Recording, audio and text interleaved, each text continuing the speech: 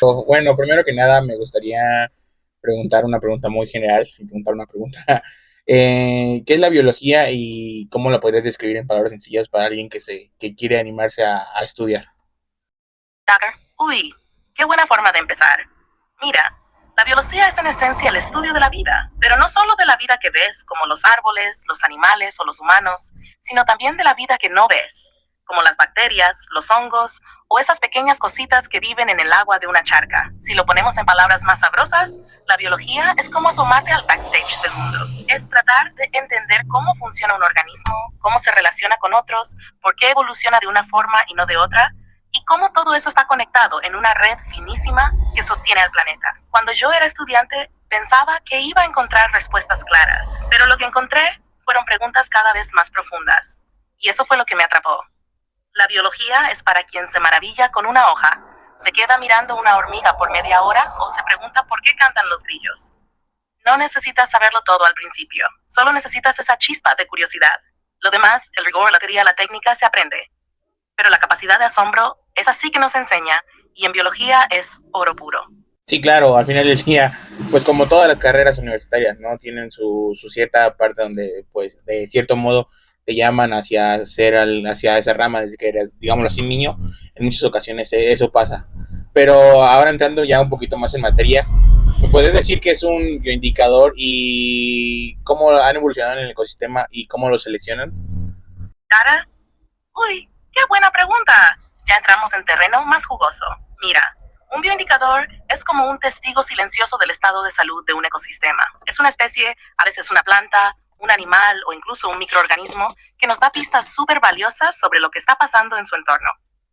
Por ejemplo, hay ciertos líquenes que solo crecen donde el aire es limpio. Si empiezan a desaparecer, es una señal de que algo está mal con la calidad del aire. Lo mismo pasa con ranas o insectos acuáticos. Si ves que ciertas especies empiezan a escasear o cambian su comportamiento, puede ser una señal de contaminación en el agua o alteración del hábitat.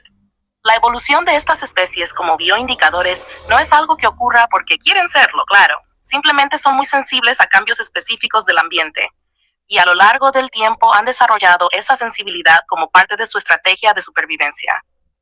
Eso las hace ideales para alertarnos cuando algo se está saliendo de balance. Ahora, ¿cómo leccionamos? Pues depende mucho de lo que queremos observar. No es lo mismo monitorear la calidad del agua que la del suelo o del aire. Hay criterios básicos. Deben ser relativamente fáciles de identificar, tener una respuesta clara a cambios ambientales y estar bien estudiadas. En México, por ejemplo, usamos mucho a las libélulas, los anfibios y algunos peces, pero también hay plantas que funcionan como indicadores, como ciertas orquídeas que solo florecen en bosques bien conservados. Es como tener pequeños sensores vivos repartidos por ahí. Lo impresionante es que muchas veces detectan problemas mucho antes de que nosotros los podamos medir con aparatos, así que son aliados tremendos para la conservación. Entonces, en ese sentido, serían como, pues, la indicación de una enfermedad como un síntoma de que algo se está moviendo en un ecosistema que, pues, desafortunadamente pues, no favorece a lo que se está viviendo, ¿no? Digo, evidentemente, con la llegada del humano, pues, se han modificado, pues, la gran mayoría de parámetros en cuanto a un ecosistema, pero sí son como indicadores. Pero me gustaría que me dijeras cuáles son los que se toman específicamente aquí en México, por ejemplo, y cuáles los datos que se analizan. Sí, justo lo dijiste muy bien. Un bioindicador es como un síntoma. No es la enfermedad en sí, pero te avisa que algo no está funcionando como debería. Y en ese sentido es una herramienta súper poderosa, sobre todo en un país como México, que tiene una biodiversidad brutal, pero también una presión humana tremenda. Aquí en México, dependiendo de la región y del ecosistema, usamos distintos bioindicadores. Te doy algunos ejemplos concretos. En cuerpos de agua dulce, como ríos y lagos, usamos mucho a los macroinvertebrados acuáticos. Son bichitos chiquitos como larvas de insectos, crustáceos y gusanos, que viven en el fondo del agua. Algunos, como las larvas de efímeras, solo sobreviven en agua limpia, mientras que otros toleran más contaminación. Entonces, con ver la combinación de especies que hay, ya puedes tener una idea bastante clara del estado del agua. En zonas de alta montaña, como en los volcanes del centro del país, usamos musgos y líquenes para monitorear la calidad del aire. Son súper sensibles a metales pesados y a contaminantes como el dióxido de azufre. Si ves que desaparecen o cambian de color, es señal de que algo anda mal en el aire. También usamos anfibios, especialmente ranas y salamandras. Ellos tienen una piel muy permeable. Entonces, todo lo que les cae del ambiente lo absorben. Si hay contaminantes, cambios de temperatura o pérdida de humedad, son los primeros en resentirlo. Y ya en ambientes marinos o costeros, se monitorean moluscos como los mejillones y algunas especies de peces, que acumulan metales pesados y otras sustancias tóxicas. Si analizas sus tejidos, puedes saber qué tipo de contaminantes están presentes y en qué concentración. Los datos que se analizan pueden ir desde conteos de especies, comportamiento, tasas de reproducción o mortandad, hasta cosas más técnicas como análisis de tejidos, mediciones de pH, temperatura o concentraciones de nitratos. Es una combinación entre observación ecológica y laboratorio. Lo más valioso es que muchos de estos datos los puedes comparar a lo largo del tiempo.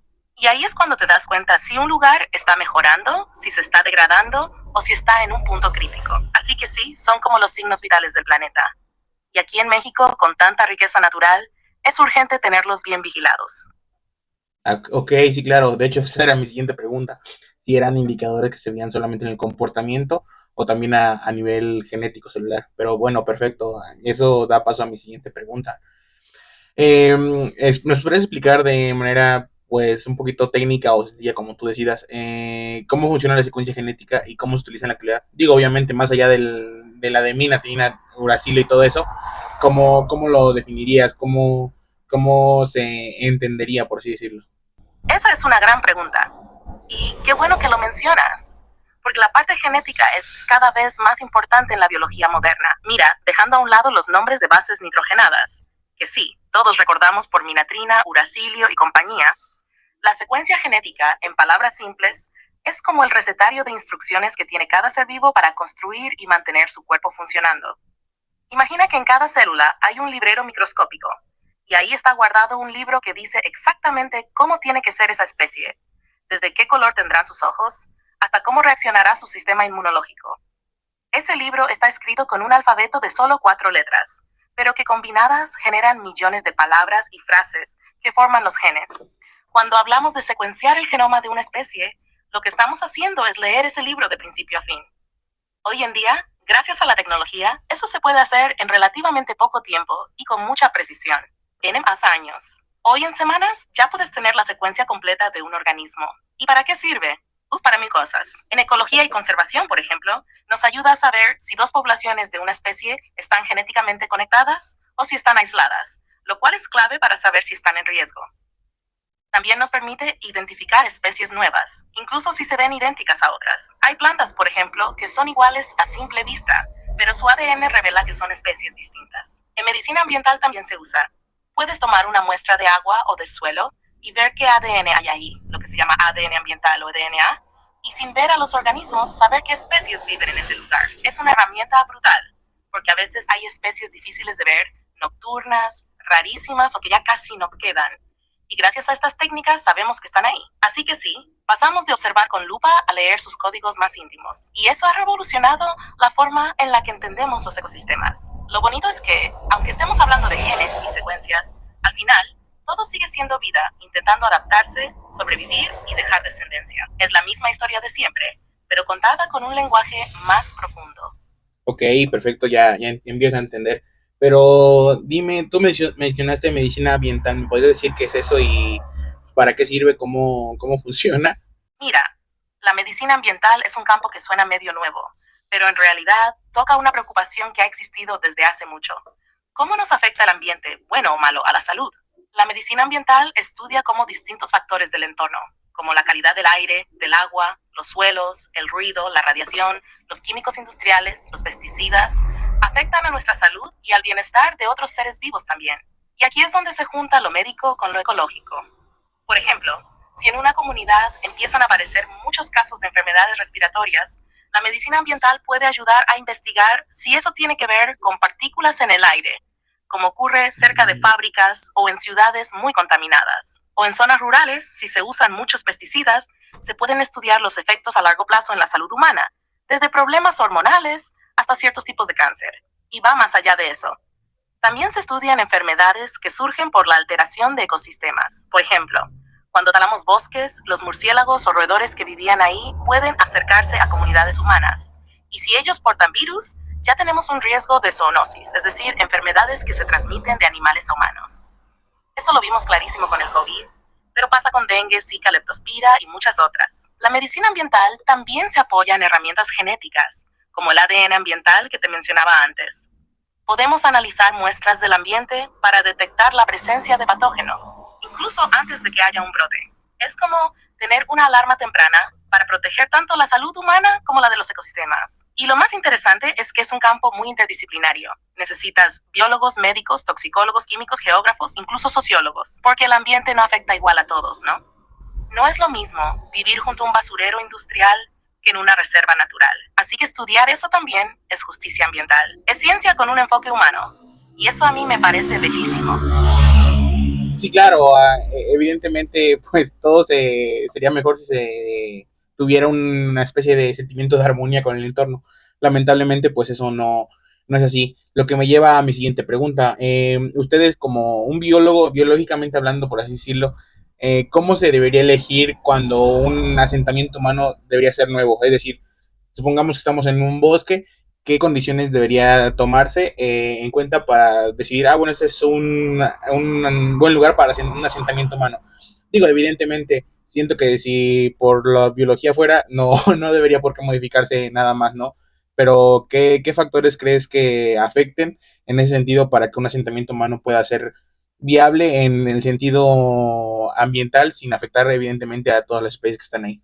Uy, tocaste un tema bien complejo y al mismo tiempo fundamental. Porque sí, como biólogos, claro que nos duele ver cómo se destruyen ecosistemas para abrir paso a asentamientos humanos. Pero también entendemos que la gente necesita lugares donde vivir y que la realidad es que somos parte del ecosistema, no algo separado. Ahora, si nos pusiéramos a diseñar un asentamiento desde una mirada ecológica, lo primero sería pensar en la capacidad de carga del lugar.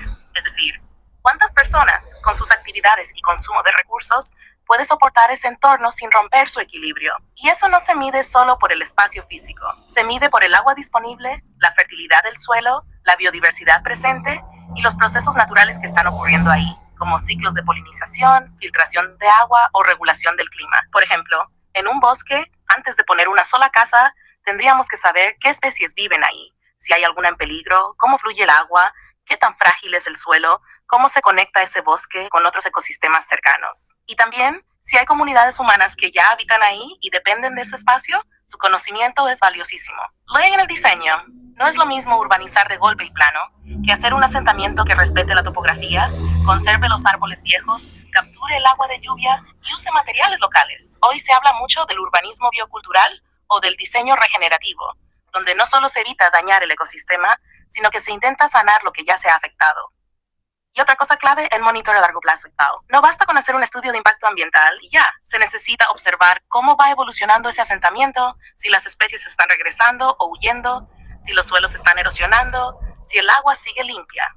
Yo sé que todo esto suena idealista, pero hay ejemplos reales. En ciertas comunidades indígenas, por ejemplo, hay formas de asentamiento súper respetuosas con la naturaleza, basadas en siglos de experiencia. También en algunas ciudades del norte de Europa, han hecho barrios completos diseñados para convivir con humedales, con techos verdes y corredores ecológicos. Así que sí, desde la biología sí se puede proponer dónde y cómo asentarnos. El problema, muchas veces, es que estas decisiones se toman pensando más en la especulación inmobiliaria que en el equilibrio ecológico. Y ahí es donde perdemos, porque cuando tú dañas un ecosistema, lo que sigue son sequías, inundaciones, enfermedades, pérdida de alimentos. Y al final el daño regresa a nosotros. Por eso, planear bien dónde vivimos no es solo cuidar al ambiente, es cuidar nuestra propia casa. Sí, claro, al final del día, evidentemente, si se puede modificar un ecosistema lo más posible, pues sería, digamos así, lo óptimo. Y ahora, en ese sentido, poniendo en la balanza los pros y contras de que el humano invada, por así decirlo, un ecosistema, en el sentido de las bases de datos, siempre se ha escuchado mucho recientemente que las bases de datos utilizan mucha agua, muchos recursos, que por eso se ponen en lugares como Finlandia, por ejemplo, que es abundante en agua, o que el clima ayuda al enfriamiento de las grandes bases de datos, por ejemplo, de Amazon, no sé. Pero ustedes, ¿cómo lo ven? ¿Qué pros y contras toman? Evidentemente, desde la contra, pues el uso de los recursos y muchas veces la modificación de la cadena trófica, si se puede decir de alguna manera. pero los pros, pues también el conocimiento. ¿Ustedes cómo lo balancean en ese sentido? Esa pregunta me encanta porque justo pone sobre la mesa un dilema moderno. ¿Cómo conciliamos el avance tecnológico con la salud de los ecosistemas? Y es que muchas veces pensamos que lo digital es limpio, porque no lo vemos, ¿no? Pero claro, que tiene un impacto muy real. Las bases de datos, los centros de datos o data centers, como les llaman, son infraestructuras enormes que almacenan información, como la que usamos todos los días, con correos, redes sociales, plataformas de streaming. Todo eso se guarda en servidores que están encendidos 24/7, consumiendo energía, generando calor y que necesitan enfriamiento constante, muchas veces con agua. Entonces sí, como bióloga veo un riesgo ecológico si no se regula bien. Cuando instalas uno de estos centros, se necesita una gran cantidad de agua para enfriar los equipos. Y si estás en una zona donde el agua ya es escasa, estás compitiendo directamente con el uso humano y el ambiental. O si estás en un lugar con ecosistemas delicados, puedes alterar microclimas, ciclos hidrológicos o afectar la biodiversidad con el simple cambio de temperatura o flujo de agua. Ahora, también hay que decirlo, el conocimiento y la información son herramientas súper valiosas para la conservación. Gracias a los datos, hoy podemos modelar el cambio climático, monitorear especies en tiempo real, gestionar áreas naturales protegidas con sistemas de sensores o incluso predecir brotes de enfermedades. Entonces, claro que hay un valor enorme en tener acceso a ese conocimiento. Lo que pasa es que tenemos que cambiar el enfoque. No se trata de frenar la tecnología, sino de hacerla más consciente del ambiente. Hay centros de datos que ya se están diseñando para funcionar con energía renovable, como solar o eólica, o que reutilizan el calor generado para calefacción de viviendas cercanas. En vez de usar agua potable, algunos usan agua reciclada. Y en lugar de deforestar, se construyen en espacios ya alterados o incluso bajo tierra para mantener temperaturas más estables. También está el tema de qué tipo de información almacenamos. ¿Realmente necesitamos guardar todo? Porque si hablamos de ecología, sabemos que cada acción tiene un costo energético. Y ahí es donde entra la ética ambiental. Preguntarnos si todo lo que hacemos, incluso en el mundo digital, está alineado con el cuidado del planeta. Así que sí, como biólogos vemos ambas caras. No es que la tecnología sea enemiga de la naturaleza. Al contrario, puede ser una aliada increíble, pero tiene que ser diseñada con sensibilidad ecológica, entendiendo que lo que no se ve también impacta. La clave está en no actuar como si el planeta fuera infinito, porque no lo es. Y la ciencia nos lo recuerda todos los días. De acuerdo, sí, claro que sí. Y pues evidentemente siempre se va a tener mucho debate de los pros y contras y pues lo que implica en el capitalismo y todo eso, pero bueno, esos ya son debates un poco más de otros temas. Pero yo tengo una pregunta muy en específico. ¿Cuál es la importancia del endemismo y cómo se identifica en un ecosistema? Digo, evidentemente se sabe que es que solo una especie viva en un solo lugar, pero ¿cuál es la importancia de eso? ¿Ayuda a medir los factores ecológicos de ese lugar? Por ejemplo, no sé, sedimentación del suelo o del aire o del agua o cualquier cosa. ¿Cuál es la importancia de eso? El endemismo es un tema fascinante porque tiene un rol clave en la estabilidad y la singularidad de los ecosistemas. Básicamente, cuando hablamos de especies endémicas, nos referimos a aquellas que solo existen en un lugar específico, en un ecosistema determinado. Este lugar único puede ser una isla, un valle aislado, una región montañosa o incluso un tipo de hábitat muy particular, como un bosque nuboso o una laguna salina. Y esa particularidad, esa adaptación única, es lo que las hace tan valiosas para el ecosistema. Imagina un ecosistema como un rompecabezas. Cada pieza, cada especie tiene un papel fundamental. Las especies endémicas suelen tener interacciones muy especializadas con otras especies del lugar. Por ejemplo, pueden ser polinizadas solo por ciertos insectos o depender de una planta específica para alimentarse. Si esa especie se pierde, no solo se pierde la especie en sí, sino todo el sistema de relaciones que ella sostiene. Desde un punto de vista ecológico, el endemismo tiene un valor incalculable, porque muchas de esas especies son los cimientos de un ecosistema. Al estar tan adaptadas a un entorno concreto, las especies endémicas suelen ser más sensibles a los cambios ambientales. Si ese entorno se ve alterado, ya sea por el cambio climático, la deforestación o la contaminación, estas especies pueden desaparecer rápidamente porque no tienen otras áreas donde adaptarse. Pero el endemismo también tiene un valor cultural y científico. Muchas de estas especies tienen potencial para aportar muchísimo conocimiento, desde medicinas tradicionales hasta nuevos enfoques en biotecnología o agricultura. Tomemos, por ejemplo, las plantas endémicas que producen compuestos únicos que podrían tener propiedades curativas, pero que solo crecen en ciertos rincones del mundo. Además, en un nivel global, la pérdida de especies endémicas tiene un impacto en la biodiversidad global. Si algo pasa en una región y pierde sus especies endémicas, es como si se estuviera perdiendo un fragmento irreemplazable del árbol de la vida. Y cuando desaparecen estas especies, también se pierden las lecciones que ellas pueden ofrecernos sobre adaptación, resiliencia y evolución. En México, por ejemplo, tenemos muchísimas especies endémicas, desde el ajolote, que vive solo en los lagos de Xochimilco, hasta las orquídeas de ciertas regiones montañosas. Si esas especies se extinguen, no solo es un golpe para la naturaleza, sino también para la identidad cultural y el patrimonio biológico del país. De acuerdo, sí, claro, evidentemente. Sí, si hay alguna modificación, evidentemente se ven diezmadas esas condiciones, ¿no? Pero tengo una pregunta muy puntual en ese sentido. ¿Por qué las especies aparecen endémicas? Es decir, porque las condiciones del entorno donde están son muy específicas, por ejemplo, no sé, sedimentación del suelo o a qué se debe. Ah, excelente pregunta. La razón por la que algunas especies se vuelven endémicas tiene que ver con una combinación de factores geográficos, climáticos, biológicos y, por supuesto, evolutivos. Vamos a desglosarlo un poco, porque en realidad es un proceso fascinante. Primero, la geografía es crucial. Cuando hablamos de endemismo, una de las principales razones es el aislamiento. Piensa en una isla o una montaña aislada, por ejemplo. Cuando una población de seres vivos llega a un lugar donde no hay competencia con otras especies, o donde las condiciones son completamente diferentes a las de su entorno original, puede empezar a adaptarse de una manera muy especializada a ese nuevo medio. De ahí que con el tiempo, sus descendientes se vuelvan tan diferentes de las especies originales, que ya no pueden encontrarse en ningún otro lado. Este aislamiento puede ser físico, como una barrera natural, ríos, montañas, islas, o incluso ecológico, como un tipo de clima o hábitat que no se encuentra en otro lugar. Cuando esas especies se adaptan a su entorno específico, evolucionan de tal manera que se vuelven casi dependientes de esas condiciones. Ahora, hablando de las condiciones ambientales, aquí es donde entran factores como la sedimentación del suelo, el clima, la disponibilidad de agua, la temperatura, etc.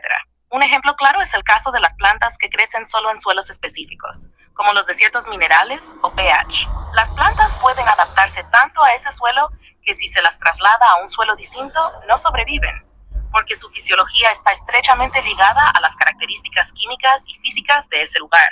Lo mismo ocurre con los animales. Algunos pueden tener adaptaciones fisiológicas para sobrevivir en ciertas temperaturas, niveles de humedad o altitudes. El cambio climático y la evolución también tienen un papel importante. En lugares que han estado aislados durante millones de años, por ejemplo, una isla o un valle en una montaña, las especies evolucionan de manera única debido a las presiones de su entorno. Si esas condiciones no cambian drásticamente, las especies siguen adaptándose y se especializan más. Sin embargo, si el entorno cambia rápidamente, por ejemplo por el cambio climático o la intervención humana, esas especies endémicas pueden tener más dificultades para sobrevivir. Por último, hay que mencionar algo muy interesante, el fenómeno de la especiación, que es cuando, debido a estas barreras o condiciones particulares, una población se divide en dos grupos y con el tiempo esos grupos evolucionan de manera tan distinta que ya no pueden reproducirse entre sí. Esto es un proceso de evolución natural que en entornos aislados da lugar a especies completamente nuevas, adaptadas solo a ese lugar específico. Así que, en resumen, las especies se vuelven endémicas porque a través de miles o millones de años se adaptan a un entorno único y específico. Están profundamente conectadas con las características físicas, químicas y biológicas del lugar, y si ese lugar cambia de forma drástica, su supervivencia puede verse comprometida. Ok, sí, lo entiendo perfecto.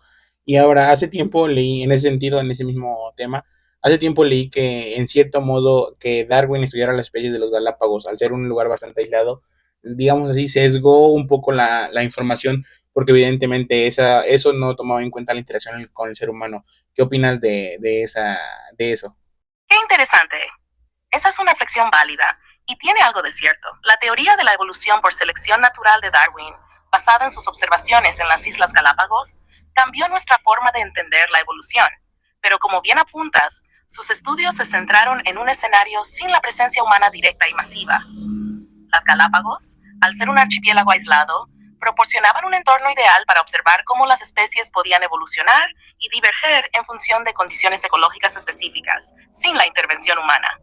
Sin embargo, también es cierto que, al estudiarlo así, Darwin no pudo haber anticipado por completo cómo la presencia del ser humano afectaría esos mismos procesos evolutivos. En la actualidad, sabemos que los seres humanos tienen un impacto increíblemente grande sobre los ecosistemas y las especies. A través de actividades como la introducción de especies invasoras, la destrucción de hábitats, el cambio climático y la caza, el ser humano no solo interrumpe, sino que altera drásticamente los procesos de selección natural. Por ejemplo, si una especie en las Galápagos estaba adaptada para sobrevivir en un hábitat aislado, pero luego los seres humanos introdujeron animales como ratas, caballos o cabras, esas especies se adaptaron a nuevas versiones que nunca habían experimentado en su historia evolutiva. Esto podría haber sesgado ese proceso de adaptación que Darwin observó, interrumpiendo el equilibrio natural que había favorecido a las especies en ese entorno. Y lo que es aún más importante, la interacción humana hace que el proceso evolutivo ya no sea tan puro o natural, sino que se vuelva mucho más complejo, incluso acelerado. Aún así, el trabajo de Darwin fue fundamental para nuestra comprensión de la evolución. Y aunque no tenía en cuenta estos factores humanos, su teoría sigue siendo una base sólida. Lo que sí está claro hoy en día es que, cuando hablamos de evolución y biodiversidad, debemos considerar las interacciones humanas, y no solo los factores naturales, porque en muchos casos, la evolución ya no sigue su curso natural de manera tan orgánica. Las especies ahora evolucionan no solo por las presiones del ambiente, sino también por las presiones artificiales que impone la actividad humana. Así que sí, sus estudios fueron en un contexto muy diferente al de hoy. Y hoy entendemos que la evolución de las especies y su adaptación no pueden ser vistas completamente sin considerar nuestra huella. Ok, perfecto. Sí, evidentemente el hecho de que el humano pues esté meramente, no como un solo espectador, definitivamente hace que se intervenga. Y ahora, otra pregunta. ¿Qué diferencia a una especie invasora de una especie exótica? ¿Y cuáles son los efectos ecológicos de cada una? Excelente pregunta. Aunque los términos especie exótica y especie invasora se usan a menudo de manera intercambiable, en realidad tienen diferencias bastante claras en ecología. Te lo explico de forma sencilla. Una especie exótica es cualquier especie que no es originaria de un lugar determinado, es decir, una especie que ha sido introducida en un nuevo hábitat por diferentes razones. Esta introducción puede ser de forma intencional, como con plantas ornamentales o animales domésticos, o de forma accidental, como cuando una especie se transporta en un barco o avión sin querer. Lo importante aquí es que la especie es ajena a ese ecosistema. Pero eso no significa que necesariamente cause problemas. De hecho, muchas especies exóticas se adaptan bien y viven sin causar daños graves. Ahora, una especie invasora es un tipo específico de especie exótica, pero con un impacto muy negativo en el ecosistema al que llega. Especies invasoras son aquellas que, al ser introducidas en un nuevo entorno, se propagan de manera descontrolada y empiezan a desplazar a las especies nativas, alterando el equilibrio ecológico. Esto ocurre porque estas especies a menudo no tienen depredadores naturales en su nuevo ambiente y pueden competir con las especies locales por recursos como alimento, espacio o luz. En algunos casos, también pueden alterar los procesos ecológicos fundamentales, como el ciclo del agua o la calidad del suelo. Los efectos ecológicos de las especies invasoras pueden ser devastadores. Para empezar, como te mencioné, compiten con las especies nativas por recursos limitados. Esto puede llevar a que las especies locales se vean desplazadas o incluso extinguidas. En algunos casos, las especies invasoras también alteran los hábitats de manera directa, como cuando las plantas invasoras cambian la estructura del suelo o las especies animales modifican el comportamiento de las presas y los depredadores. Un ejemplo famoso es el caso del conejo europeo en Australia. Fue introducido por los colonizadores en el siglo XIX y, como no tenía depredadores naturales, se multiplicó de manera exponencial, dañando los pastizales y desplazando a especies locales. Otro caso es el de la uña de gato, Uncaria tomentosa, en diversas zonas tropicales, que al crecer rápidamente en zonas de bosques nativos, compite con las especies locales por nutrientes y espacio. Por otro lado, una especie exótica que no se convierte en invasora podría, por ejemplo, vivir sin causar un desequilibrio significativo. Un ejemplo podría ser un árbol ornamental plantado en un parque. Aunque no es nativo del lugar, no interfiere con la flora local ni afecta a los animales que viven allí.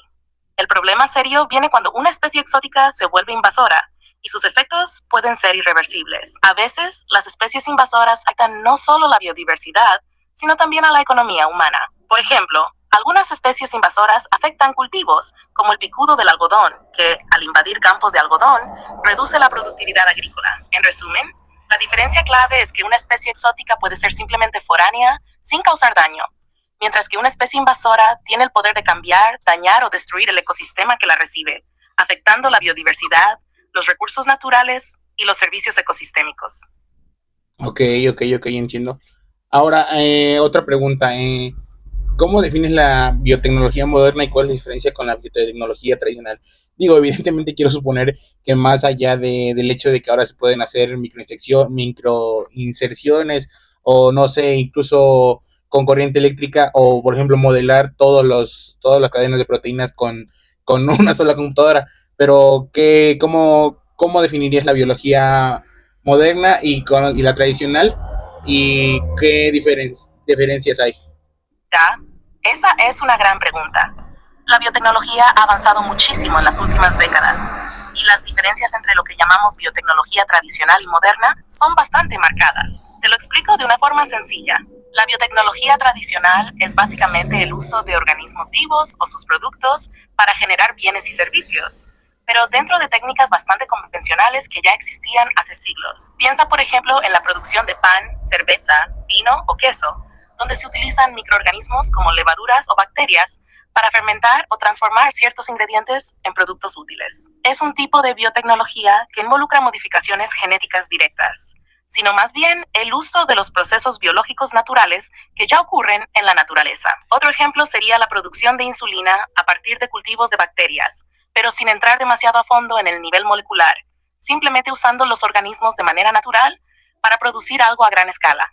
Ahora, la biotecnología moderna es un salto enorme. Utiliza las herramientas de la biología molecular y la ingeniería genética para modificar directamente el material genético de los organismos y diseñar nuevos productos y soluciones. Con la biotecnología moderna, podemos hacer modificaciones genéticas precisas mediante técnicas como la CRISPR, que permite cortar, pegar o modificar segmentos de ADN de manera muy específica y controlada. Esto abre un abanico de posibilidades que no existían antes. Por ejemplo, podemos crear plantas resistentes a plagas o cultivos que toleran sequías. Todo esto modificando su ADN para que presenten características que no ocurren naturalmente. Otro punto clave en la biotecnología moderna es la capacidad de trabajar con células animales o microorganismos en nivel muy específicos, utilizando incluso corrientes eléctricas o métodos físicos para inducir cambios genéticos. A través de herramientas de modelado computacional, se puede predecir cómo se comportarán las moléculas dentro de una célula o incluso diseñar proteínas a medida. Esto nos permite no solo crear productos biotecnológicos más eficientes, sino también estudiar enfermedades y sus tratamientos de una manera más precisa. Por ejemplo, el desarrollo de vacunas o el tratamiento de enfermedades genéticas se ha visto revolucionado por la biotecnología moderna. La gran diferencia entre ambas radica en cómo nos acercamos a la biología. En la biotecnología tradicional, la intervención humana era indirecta y a través de métodos que respetaban los procesos naturales, mientras que la biotecnología moderna es mucho más interventiva y precisa. Ahora, no solo aprovechamos los procesos biológicos, sino que también los modificamos para que se ajusten a nuestras necesidades específicas. En resumen, la biotecnología tradicional es más artesanal y basada en procesos naturales, mientras que la biotecnología moderna es más tecnológica, precisa y capaz de modificar directamente los sistemas biológicos. Ambas tienen sus ventajas, pero la biotecnología moderna ha abierto un mundo de posibilidades que ni siquiera imaginábamos hace unas décadas. Sí, claro, evidentemente, con el mero hecho de poder sintetizar alguna proteína para hacerlo, no, es un salto muchísimo, muy importante. Pero tú, ¿cuál crees que es el momento en el que la edición genética dejó de ser algo experimental para convertirse en una herramienta de laboratorio? Digo, evidentemente, siempre se ha sabido de la necesidad o utilidad que se tiene, como por ejemplo para hacer una semilla más resistente o cualquier cosa, ¿no? Pero ¿en qué momento crees que se dio ese salto de ser algo, pues, que no se hacía tan constantemente a simplemente ser ahora, pues, digámoslo así, muy usado? Esa es una excelente pregunta. La edición genética ha pasado por una evolución impresionante. Y si nos remontamos un poco en la historia, el punto de inflexión al que te refieres es bastante claro. Aunque el proceso fue gradual, la edición genética comenzó como algo bastante experimental en los años 1970 y 1980, cuando científicos como Paul Berg y Herbert Boyer empezaron a experimentar con la recombinación del ADN, lo que sentó las bases para lo que más tarde sería la manipulación genética a gran escala. Pero esos primeros avances, aunque revolucionarios, aún estaban lejos de convertirse en una herramienta accesible y rutinaria en los laboratorios. La tecnología de entonces era bastante rudimentaria y los procesos eran largos y complicados. El verdadero salto que marcó la transición de ser algo experimental a ser una herramienta más común ocurrió en los 2000, cuando tecnologías como la PCR, reacción en cadena de la polimerasa y el mapeo del genoma humano empezaron a avanzar de manera significativa. Estas herramientas proporcionaron a los científicos los medios para estudiar y manipular el ADN con muchísima más precisión y rapidez. Pero el momento clave fue el descubrimiento de CRISPR-Cas9 en 2012, un sistema de edición genética que literalmente revolucionó el campo. Antes de CRISPR, la edición genética era algo que requería técnicas complicadas, costosas y lentas. Con CRISPR, todo eso, esta técnica permitió una edición más precisa, rápida y barata de los genes, y la comunidad científica pudo empezar a realizar ediciones genéticas con una facilidad sin precedentes. A partir de ahí, la accesibilidad de la tecnología aumentó drásticamente. Los laboratorios de todo el mundo empezaron a usar CRISPR para estudiar enfermedades genéticas, mejorar cultivos e incluso modificar células humanas para tratar enfermedades. Es más, empresas de biotecnología empezaron a hacer posible que muchos investigadores accedieran a estos avances sin tener que ser expertos en genética de alto nivel. Hoy en día, la edición genética ya no se ve solo como una herramienta experimental, sino como algo que se utiliza rutinariamente en muchos laboratorios. Ya se usa para tratamientos médicos, como la edición de genes para curar enfermedades raras, o en la medicina personalizada, en la agricultura, para crear cultivos más resistentes o más nutritivos, y en biotecnología industrial, para diseñar microorganismos que produzcan sustancias útiles como medicamentos o biocombustibles. En pocas palabras, CRISPR-Cas9 fue ese gran punto de inflexión que permitió que la edición genética dejara de ser algo experimental y se convirtiera en una herramienta más accesible, flexible y poderosa. Desde su descubrimiento, ha sido como una explosión de aplicaciones en el mundo de la biotecnología y se ha vuelto esencial en laboratorios alrededor del mundo. Lo que antes era algo reservado a unos pocos y para fines muy específicos, ahora se utiliza de manera mucho más rutinaria y práctica. Ok, sí, sí, claro. Evidentemente, igual, por ejemplo, la desregularización de eso, pues también lleva a ciertos dilemas éticos, pero bueno, no quiero hablar de eso en este momento. Pero me podrías decir cuáles son algunas técnicas que utilizan el CRISPR. Por ejemplo, como te digo, yo había leído que, por ejemplo, cae corrientes inducidas para modificar la secuencia o pequeñas microinyecciones para que la secuencia se modificara, pero tú dime cómo se utilizan esos procesos, cómo son esos procesos. Sí, claro. Esas técnicas son realmente fascinantes. El sistema CRISPR-Cas9 ha abierto muchas puertas para la modificación genética. Y aunque el principio básico es relativamente simple, las técnicas utilizadas para implementarlo son muy variadas y dependen de la aplicación y el tipo de célula o organismo que se está modificando. Para empezar, el proceso básico de CRISPR-Cas9 se basa en una enzima llamada Cas9, que funciona como una tijera molecular. Se utiliza junto con una guía de ARN, que es como un GPS que le indica a Cas9 dónde cortar en el ADN. Básicamente, el ARN guía a Cas9 a una secuencia específica en el genoma y luego la enzima corta la doble hélice del ADN en esa ubicación. Luego, el organismo puede reparar ese corte y ahí es donde se pueden insertar, eliminar o modificar genes. Ahora bien, hay varias formas de introducir CRISPR en las células para que realice su trabajo, y eso depende de la técnica utilizada. Algunas de las más comunes son: 1. Microinyección. Esta es una de las técnicas más tradicionales y directas. Aquí se inyecta la guía de ARN y la enzima Cas9 directamente en el núcleo de la célula mediante una aguja extremadamente fina. Es una técnica muy precisa, pero requiere de alta especialización y equipo de laboratorio costoso. Es más común en trabajos con embriogénesis o organismos modelo, como ratones, donde la edición genética se realiza en etapas muy tempranas del desarrollo. 2. Electroporación. Esta es una técnica en la que se aplican corrientes eléctricas breves a las células para hacer que sus membranas sean más permeables.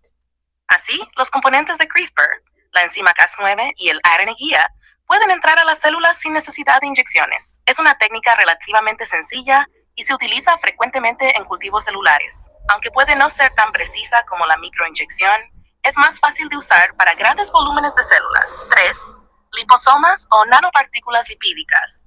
Aquí Aquí se usan partículas diminutas, nanopartículas, que están en una capa de lípidos, similar a las membranas celulares. Estas partículas se utilizan para transportar el sistema CRISPR hacia las células. Son útiles especialmente cuando se quiere editar células humanas en laboratorio o cuando las células a las que se dirige CRISPR son difíciles de transfectar, es decir, de hacer que absorban material genético. Se considera menos invasivo y es ideal para terapias de medicina personalizada. 4. Virus como vehículos, vectores virales. En este caso, se utilizan virus modificados para entregar el sistema CRISPR en las células. Los virus tienen la capacidad natural de insertar su material genético en las células, por lo que se utilizan para que el CRISPR también sea entregado en las células. Este método es muy eficaz, pero se deben tomar precauciones para asegurarse de que los virus no causen efectos secundarios no deseados. 5. CRISPR en embriones.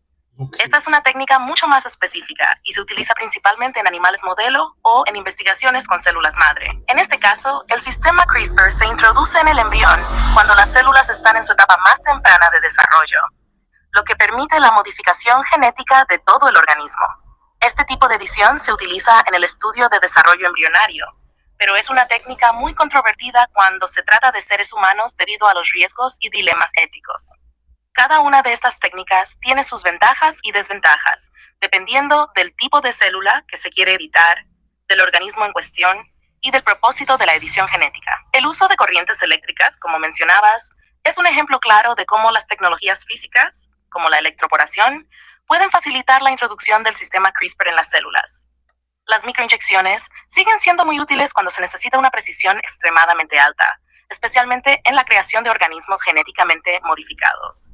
En resumen, CRISPR es una tecnología flexible que puede adaptarse a muchos tipos de células y organismos mediante estas técnicas, lo que le da un enorme poder para editar el genoma de manera eficiente y precisa. Cada técnica tiene su propio campo de aplicación, y la elección de una u otra depende de lo que se quiere lograr y las condiciones experimentales. Ok, de acuerdo, evidentemente. Y ahora, ¿cuál es la diferencia entre una edición genética de células somáticas y de células germinales? ¿Y por qué es importante esa distinción? Digo, evidentemente quiero suponer que una es en células ya establecidas y en otra en células que van a nacer, pero pues dime si estoy equivocado. No estás equivocado para nada. De hecho, es una excelente observación y esa distinción es crucial. Cuando hablamos de adición genética en células somáticas y células germinales, estamos hablando de dos tipos de células muy diferentes, con implicaciones también muy distintas para la herencia genética y los efectos a largo plazo. Células somáticas. Son todas las células que forman el cuerpo, excepto las células germinales, es decir, los espermatozoides y los óvulos. Por ejemplo, las células de la piel, los músculos, los órganos internos, etc. Cuando se hace una edición genética en células somáticas, los cambios solo afectan al individuo que recibe la modificación. Es decir, no se transmiten a la descendencia. Si, por ejemplo, alguien recibe un tratamiento de edición genética para corregir una enfermedad genética, como la fibrosis quística, los efectos solo se verán en esa persona. En este caso, los cambios no se heredan. 2. Células germinales son las reproductivas, óvulos y espermatozoides. Si editas células germinales, los cambios genéticos no solo afectarán al individuo que recibe la edición, sino que se transmitirán a las futuras generaciones. Es decir, si modificas la información genética en el esperma de un hombre o el óvulo de una mujer, los descendientes de ese individuo heredarán los cambios. Esto implica que la edición genética en células germinales puede tener un impacto de largo plazo en una población entera. La importancia de esta distinción radica principalmente en las consecuencias éticas y biológicas de la modificación genética. La edición de células somáticas tiene un impacto mucho más controlable, porque los cambios se limitan a la persona tratada y no afectan a las generaciones futuras. Esto es ideal para tratamientos médicos y terapias génicas. Por otro lado, la adición de células germinales es un tema mucho más delicado, porque cualquier cambio realizado en estas células puede ser heredado por las generaciones futuras. Esto abre un debate sobre si es ético modificar el genoma humano en un nivel tan profundo, ya que no solo estás cambiando a un individuo, sino a toda su línea genealógica. Además, los efectos a largo plazo son difíciles de predecir, lo que genera preocupaciones sobre posibles consecuencias no deseadas que podrían perpetuarse a través de muchas generaciones. Es por eso que, aunque la edición genética en células somáticas es ampliamente aceptada para tratamientos médicos, la edición de células germinales en humanos sigue siendo un tema muy controvertido y está regulada de manera estricta en muchos países. CRISPR-Cas9 y otras herramientas similares se han utilizado en investigación con embriones en animales y en células humanas in vitro. Pero la modificación de células germinales en seres humanos sigue siendo un campo éticamente sensible. ¿Cómo se aprueban y regulan los organismos genéticamente modificados antes de que lleguen al mercado? ¿Tú lo sabes? Qué buena pregunta. Los organismos genéticamente modificados GM están sujetos a una regulación estricta antes de que lleguen al mercado, ya que su aprobación implica evaluar varios aspectos, como seguridad, impacto ambiental y salud pública. El proceso varía un poco dependiendo del país, pero en términos generales incluye varias etapas clave. 1. Evaluación de la seguridad. Antes de cualquier aprobación, se realiza una evaluación exhaustiva sobre los riesgos que el OGM podría representar para la salud humana, animal o para el medio ambiente. Para esto, los científicos realizan estudios en laboratorio y a menudo también en campo. Se revisa si el OGM podría ser alérgico, si tiene efectos tóxicos o si puede afectar negativamente a otras especies. 2. Evaluación ambiental.